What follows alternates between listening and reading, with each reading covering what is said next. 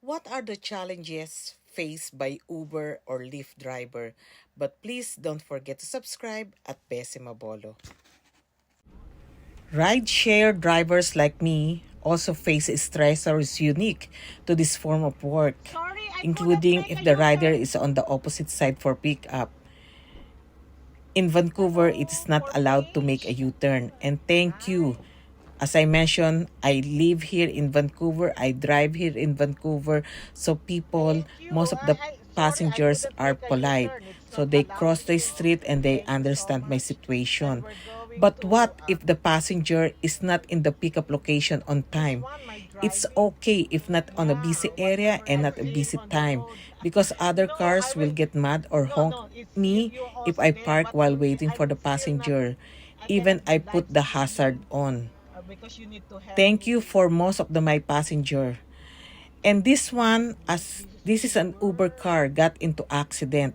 The one on the right side on the throat track. Yan. It's a no work, no pay. And by the look of his car, for me, I believe it's his fault. So in that case, he will not get anything and he will be the one to pay for all the damages. And also, if it is traffic like this one, aside from the passenger pressure because they gonna be late with their appointment, I cannot do anything. It is beyond my control. In fact, I also lost in this financially because whatever the Uber or Lyft charges with you, that's it. They're not gonna put on top of that even though if it is traffic.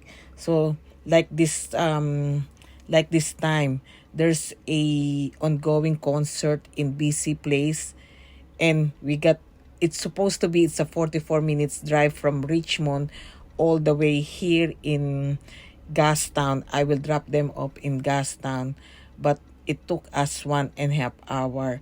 So the pressure is on mine, and I can see their, the stress. Although they are also kind, they didn't say anything. The only thing is they mentioned to me that they're already late.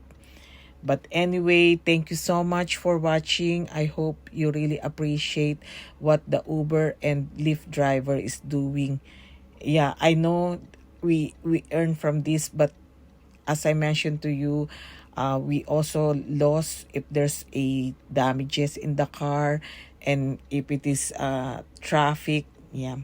Again, thank you. Have a good one.